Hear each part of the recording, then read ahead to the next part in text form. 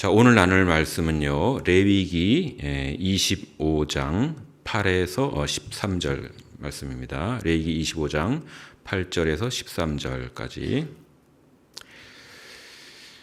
자, 한 절씩 교독하겠습니다. 제가 먼저 읽겠습니다. 너는 7 안식년을 계수할지니 이는 7년이 7번인즉 안식년 7번 동안 곧 49년이라. 일곱째 달 열날은 속죄일이니 너는 뿔나팔 소리를 내되 전국에서 뿔나팔을 크게 불지며 너희는 50년째 해를 거룩하게 하여 그 땅에 있는 모든 주민을 위하여 자유를 공포하라. 이 해는 너희에게 희년이니 너희는 각각 자기의 소유지로 돌아가며 각각 자기의 가족에게로 돌아갈지며 그 50년째 해는 너희의 희년이니 너희는 파종하지 말며 스스로 난 것을 거두지 말며 가꾸지 아니한 포도를 거두지 말라. 이는 희년이니 너희에게 거룩함이니라. 너희는 밭의 소출을 먹으리라. 함께 봉독하겠습니다. 이 희년에는 너희가 각각 자기의 소유지로 돌아갈지라. 아멘. 자, 오늘 말씀의 제목이 여기 나와 있는데요. 뭐죠? 나 돌아갈래. 혹시 이 제목 보고 생각나시는 게 있을까요? 아마 모르시는 분은 뭐 거의 없으리라 생각되는데요. 2000년 1월 1일에 개봉한 영화입니다. 설경구 씨가 뭐 주연을 맡았던 그런 영화죠. 이 설경구 주연의 박하사탕이라는 영화입니다. 한번 좀 띄워주시겠습니까? 예, 기억나시죠? 이게 2018년에 다시 한번 리메이크돼서 4K로 한번 나왔었어요. 그래서 다시 한번 그렇게 우리가 봤었던 기억이 나는데 여기서 굉장히 인상 깊은 장면이 있습니다. 이 주인공 역을 맡은 설경구 씨가 두 팔을 번쩍 들고 저 사진처럼 어떻게 외치죠? 나 돌아갈래 하고 이렇게 외칩니다. 예. 저 표정과 저 리얼한 저 모습을 보면서 사람들이 영화에 굉장히 처음부터 빠져들어갔어요. 그리고 저 장면이 한국 영화의 명장면으로 그렇게 기록이 돼 있다고 합니다. 물론 저 영화 자체도 영화라고 평이 나 있죠. 영화는 주인공의 이런 충격적이고도 도저히 잊지 못할 그러한 그 장면으로 시작이 되는데요. 그러면서 특이한 게 이 영화가 점점 과거로 거슬러 올라가는 식으로 진행이 됩니다. 뭐 3년 전, 뭐 몇 년 전, 몇 년 전 해서 마지막에는 이제 20년 전까지 거슬러 올라가는 식으로 그렇게 나오면서 왜 주인공이 저런 절규하는 모습을 보일 수밖에 없었을까? 그거를 이제 관객들로 하여금 이해시키고 또 공감하게 하는 그런 스토리로 진행이 되는 거죠. 영화는 그 1999년에 어느 그 개천가라고 해야 되나요? 그 강가에서 한 모임에 그 야유회가 시작되는 것으로 그렇게 출발이 됩니다. 이 주인공 역을 맡은 설경구 씨는 아주 말쑥한 그 신사복 차림으로 그 모임에 참석하죠. 근데 왠지 보기에 제정신이 아닌 것 같아요. 막 사람들 사이에서 노래도 하고 춤도 추고 뭐 그 7080 노래 아시죠? 나 어떻게 하는 그 노래 그것도 막 불러 제끼면서 또 강물에도 막 뛰어들고 막 어떻게 보면 좀 미친 사람 같은 그런 걸 보면서 사람들이 다 좀 이상하게 쳐다보는 그런 스토리로 전개가 됩니다. 그리고 이제 조금 있다가 드디어 이제 기찻길 위로 뛰어 올라가지고 오는 기차를 향해서 저와 같이 손을 들고 나 돌아갈래라고 나 다시 돌아갈래라고 그렇게 절규하는 장면을 보여줍니다. 그리고 나서 영화는 조금 과거로 올라가요. 근데 어떤 과거의 모습을 보여주냐면은 이 주인공은 아까 그 야유회는 1999년이고요. 1997년 IMF 사태가 왔었죠. 그때 이제 모든 재산을 다 잃어버리고 아내하고도 이혼을 합니다. 그리고 이제 남은 재산 가지고 권총을 사가지고 이제 자살을 시도해요. 그런데 이 총알이 불발되는 바람에 자살도 실패하는 모습을 보여줍니다. 여기서 영화의 모든 것을 시간 관계상 소개할 수는 없는데요. 그런데 이 영화는 계속해서 과거로 거슬러 올라가면서 이 주인공의 삶이 왜 이렇게 망가지고 정말 이지러지게 될 수밖에 없는지 그 격변과 풍랑의 그 세월들을 보여주고 있는 것이죠. 근데 원래 이 주인공은 이제 20년 전에는 20살 나이 때는 굉장히 순수한 청년이었습니다. 어떤 청년이었냐면은 이름 모를 꽃을 이렇게 찍기를 좋아했고 사진 작가가 꿈이었던 그런 순수한 그런 청년이었죠. 그리고 20년 전 이 설경구 씨의 첫사랑으로 나오는 그 여자 수님이라고 이제 그게는 나오는데 그 여인은 공장에서 박하사탕을 하루에 1,000개씩 포장하는 그런 그 여공이었습니다. 공장의 여공. 그렇게 이제 두 사람은 서로 이제 순수하게 사랑을 나누던 사이였지만 세월이 흘러가고 사회의 격변 광주 그때 광주에서 엄청난 일이 있었죠. 80년에 그런 사건 여러 가지 그 시대의 풍랑을 겪으면서 첫사랑과도 이어지지 못하고 결국은 그 인생이 여러 가지로 이지러지고 깨어지는 그런 삶이 되고 맙니다. 그리고 마지막에는 이제 재산도 가족도 인생도 다 날려버린 그런 모습이 되어버리죠. 그리고 이제 영화의 첫 장면에 나오는 것처럼 20년이 흘러가지고는 이제 드디어 40살이 되었을 때 철도길 위에서 나 다시 돌아갈래라고 절규하는 그 모습이 되는 겁니다. 저는 이 영화를 떠올리면서 이런 생각이 들었습니다. 우리 인생이 본질적으로 저런 게 아닐까. 우리는 겉보기에는 다 참 잘 차려입고 그럴듯하고 잘 사는 것 같지만 우리의 본질의 모습이 바로 그런 게 아닐까 이런 생각이 들었습니다. 우리 모두는 설경구 씨의 나 다시 돌아갈래라는 외침처럼 다시 돌아가야 할 원위치로 돌아가서 새롭게 시작해야 될 인생들이 아니냐 이 말씀입니다.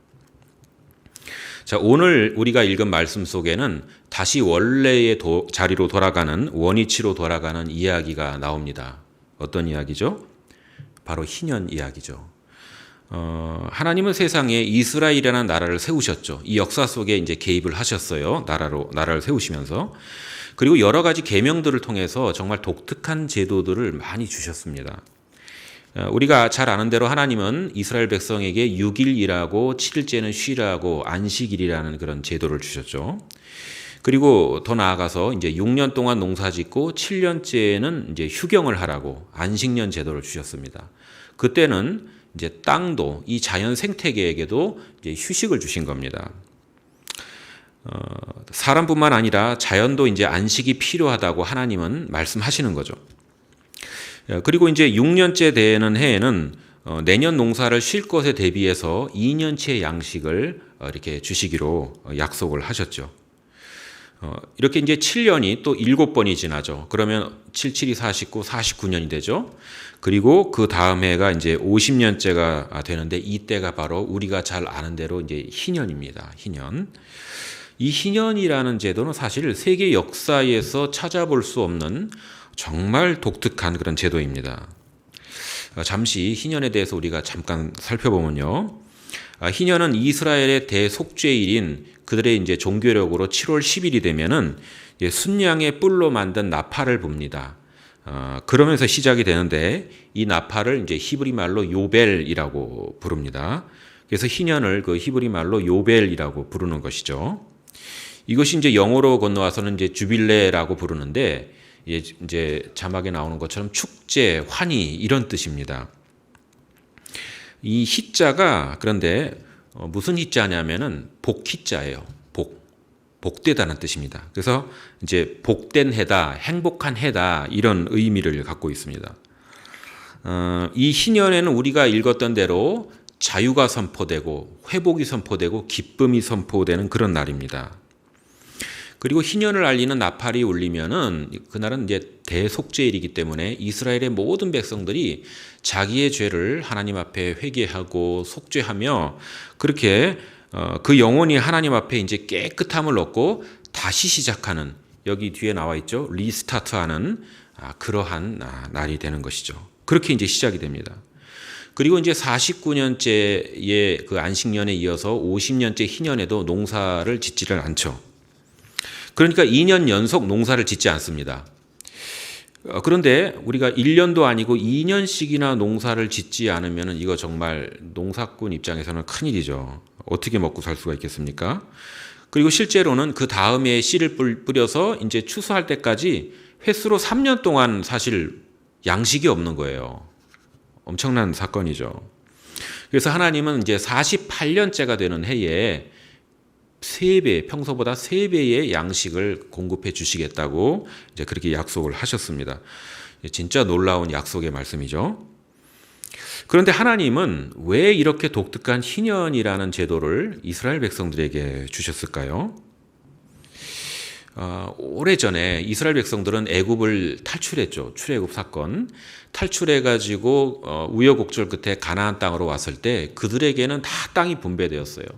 뭐 잘났건 못났건 뭐 능력이 뛰어나건 어떠건 간에 다 이제 공평하게 땅을 받았습니다. 그런데 인생을 살다 보면 어떻죠? 우리도 살아보지만 잘 되는 사람도 있고 잘 안 되는 사람도 있어요. 능력이 뛰어난 사람도 있고 좀 남들보다 능력이 떨어지는 사람도 있고 어떤 사람은 가다가 병이 나는 사람도 있고 또 어떤 사람은 가다가 재난을 당해서 사고를 당하고 여러 가지 우여곡절을 겪게 되는 게 우리 인생입니다. 그러면 어떻게 됩니까? 점점 가난해지고 이제 몰락하게 되는 거죠. 이것이 우리의 인생이고 현실인 것이죠. 그러면 이제 어떻게 하면 됩니까? 이때는 이제 농경사회니까 농경사회는 이제 땅이 재산 아닙니까? 지금하고는 다르죠, 시대가. 우리 땅이 가장 큰 재산이고 그렇기 때문에 결국은 땅을 팝니다. 그래서 그 판돈을 가지고 생계를 꾸려 나가게 되는 거죠. 이제 그래도 형편이 좋아지지 않을 수가 있어요. 사실은 형편이 좋아지기 어렵죠. 자기 땅이 없고 남의 땅에 가서 소작농을 하는데 그 소작료 내고 얼마나 무슨 부자가 되겠습니까? 그래서 점점 망가지면은 결국은 이제는 자기 몸을 팔 수밖에 없습니다. 남의 집에 이제 종으로 들어가는 거죠. 그리고 이렇게 종이 된 사람들은요, 다시 원래의 상태를 회복할 수 있을까요? 우리가 상식적으로 생각해도 원래의 상태를 회복하는 것은 거의 불가능합니다. 정말 특별한 경우가 아니고서는 이제 불가능하죠. 우리나라도 옛날 그 조선시대 때 보면은 가문이 몰락하고 집안이 망해가지고 노비가 되는 경우가 있습니다. 남의 집에 가서 종이 됐을 때 다시 회복되는 경우가 있던가요? 정말 예외적인 경우에 있을 수 있지만 보통의 경우에는 대대로 그냥 그 집의 노비로 살아가게 되는 것이죠. 이런 거는 나라를 불문하고 인류 역사상 늘 있어 왔던 그런 현실입니다. 그런데 하나님은 여기에 놀라운 조치를 내리시는 거죠. 희년이 되면 이 모든 것을 다시 원위치로 돌리라는 겁니다.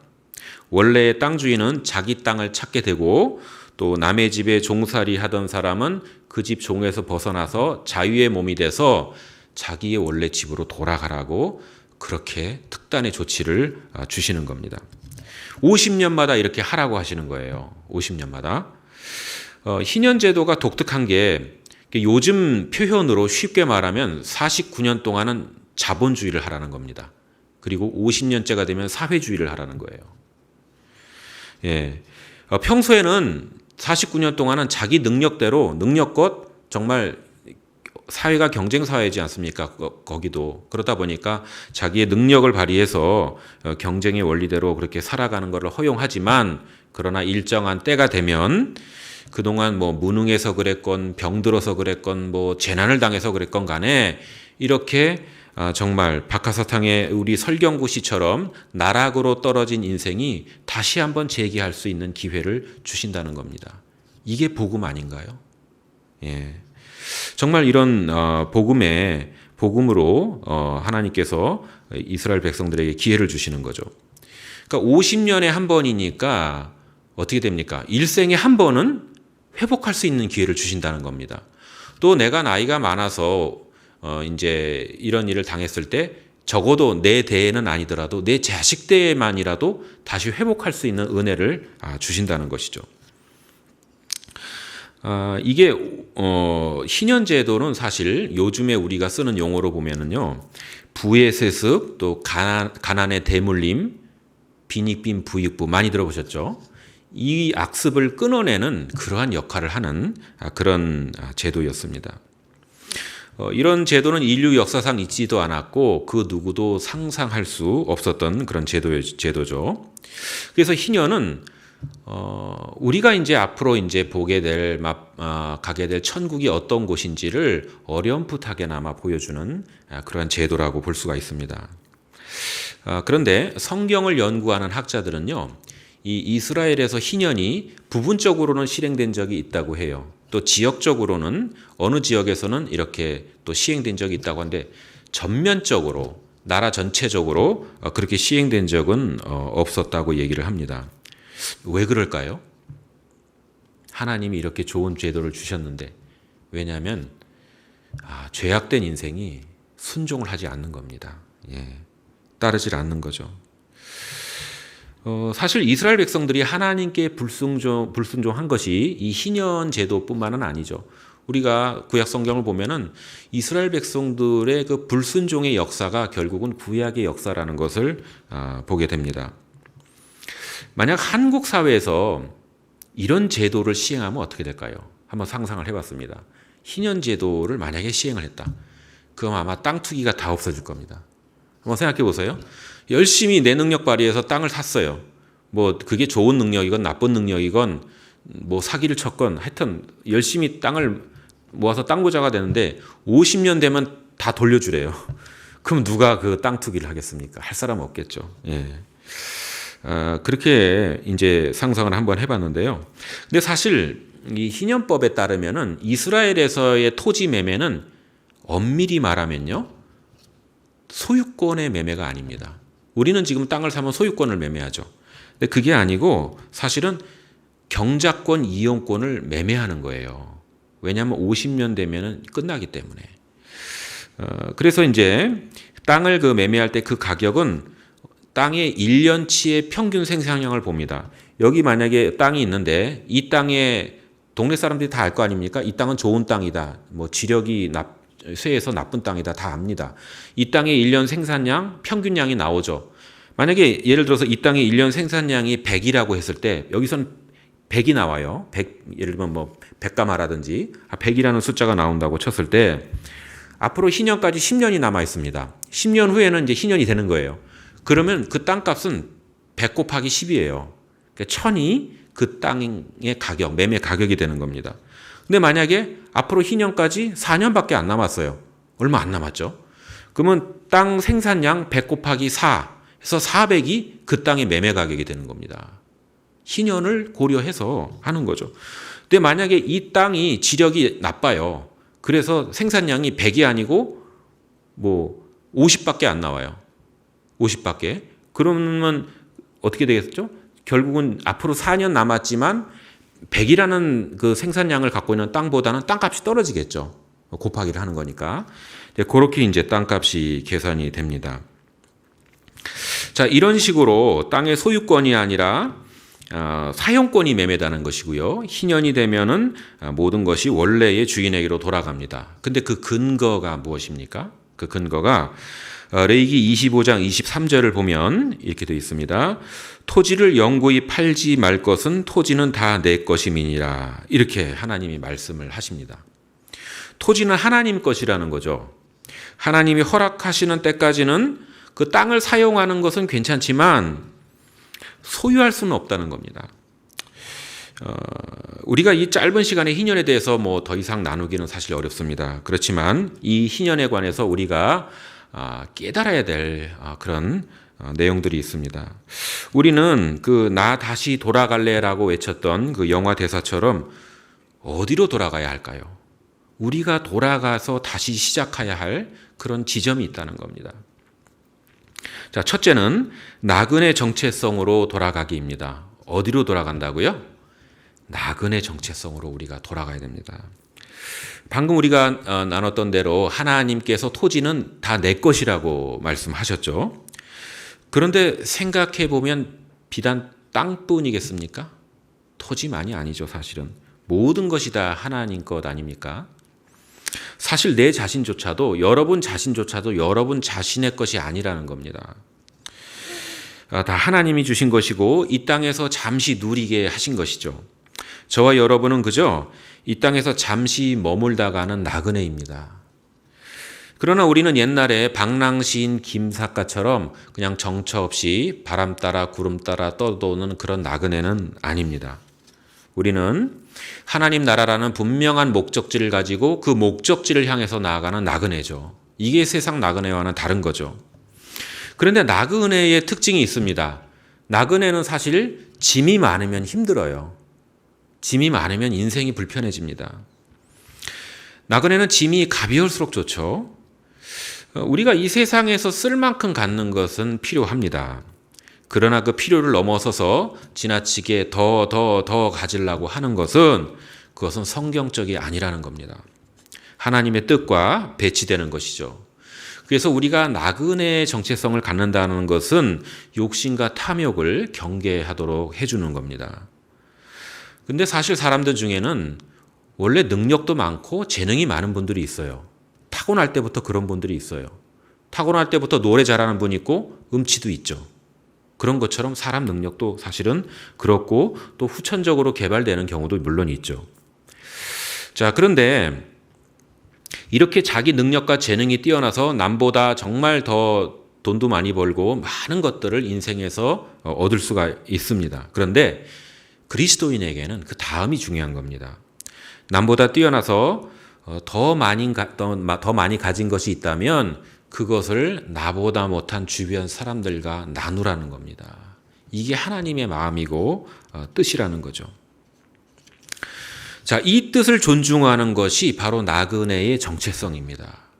우리 그리스도인들이 나그네의 정체성을 갖고 살아간다면, 정말 그 정체성을 갖고 살아간다면 이 세상은 달라질 거예요.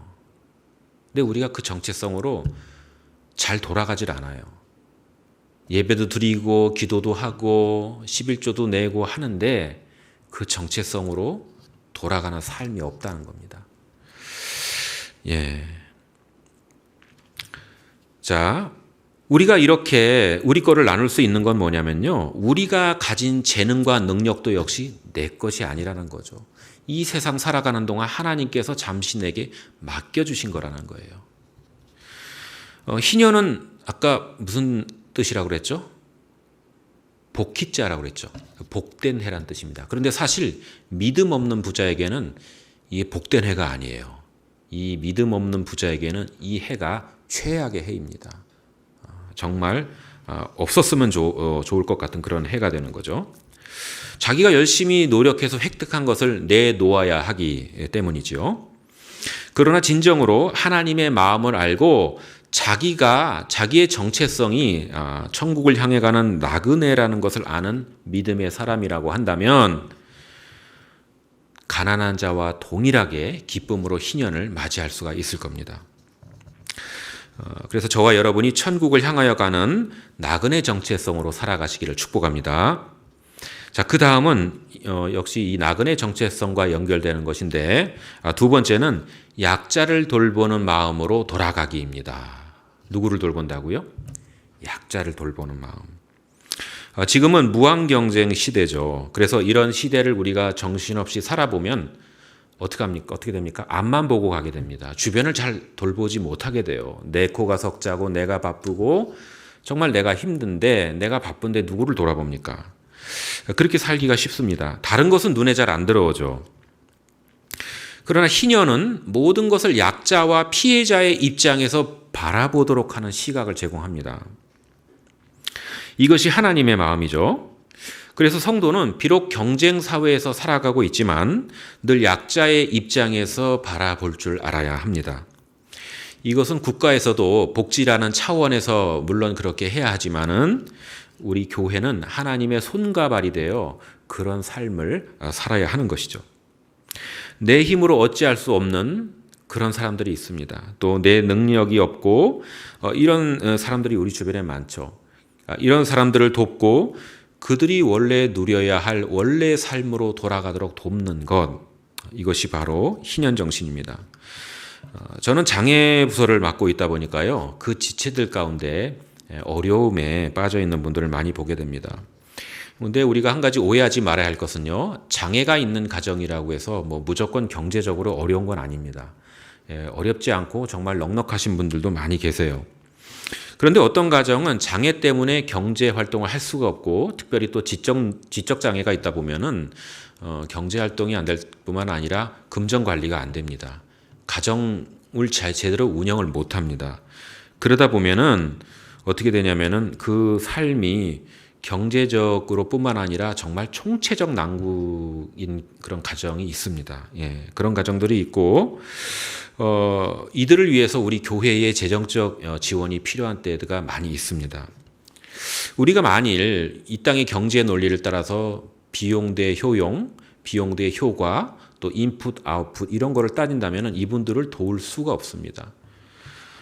왜냐하면 비용을 쓰는 만큼 이분들은 성과가 나오는 게 아닌 분들이에요. 예. 한마디로 밑 빠진 독에 물 붓기 이런 마음이 들 때가 많습니다. 그렇지만 이런 약자를 돌보고 이들의 삶이 더 이상 무너지지 않도록 지탱해 주는 것, 그게 바로 희년 정신이고 하나님의 마음이라고 믿습니다.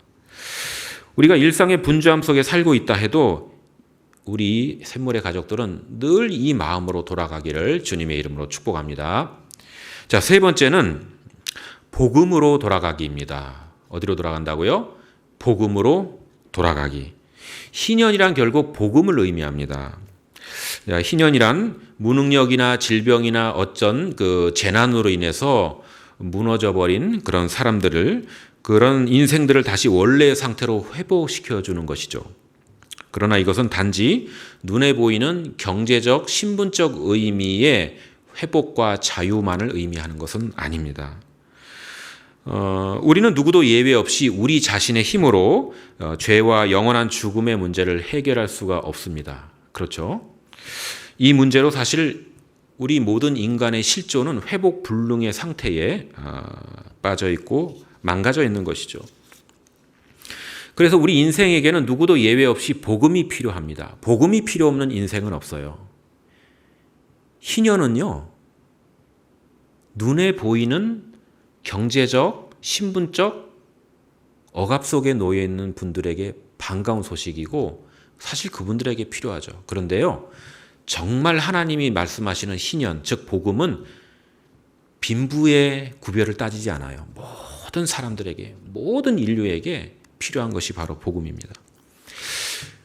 예수님은 우리가 이렇게 도저히 해결할 수 없는 죄와 죽음의 문제에서 우리를 자유케 해주시기 위해서 이 땅에 오셨고, 인간이 원래 누려야 할 삶으로 그렇게 다시 돌아가도록 회복을 해 주셨습니다. 이것이 본질적이고 궁극적인 희년의 의미인 것이죠. 그래서 우리가 이 의미를 안다면 우리가 어떤 상황에 있더라도 예수님이 가져오신 이 희년의 복음으로 돌아가야 합니다. 그리고 이 귀한 복음을 죄와 사망의 그늘에 앉아서 자기가 죽어가는지도 모르는, 이미 죽음에 놓여 있는지도 모르는 그런 영혼들에게 전해 주어야 한다는 것이죠. 자, 말씀을 정리합니다. 구약의 여러 제도들이 있죠. 그런데 이게 신약 시대에 와서는 그대로 실행되지는 않습니다. 자, 예를 들면은 구약의 제사를 지금은 지내지 않죠. 왜냐하면 예수님이 다 완성하셨기 때문입니다. 안식년과 희년도 지금 지키지 않죠. 그렇지만 그 제도에 담겨 있는 하나님의 뜻과 정신은 지금 이 시대, 신약 시대에도 그대로 유효한 것입니다. 자, 우리 샘물의 모든 성도님들이 하나님 앞에 서는 그날까지 희년을 주신 하나님의 뜻을 마음에 새기며 그 뜻대로 살아가는 복된 삶이 되시기를 우리 주님의 이름으로 축원합니다. 아멘. 자, 이제 찬양하고 기도하는 시간을 갖도록 하겠습니다. 우리가 처음에 불렀던 찬양, 가장 좋은 것을 주시는 하나님 찬양합니다.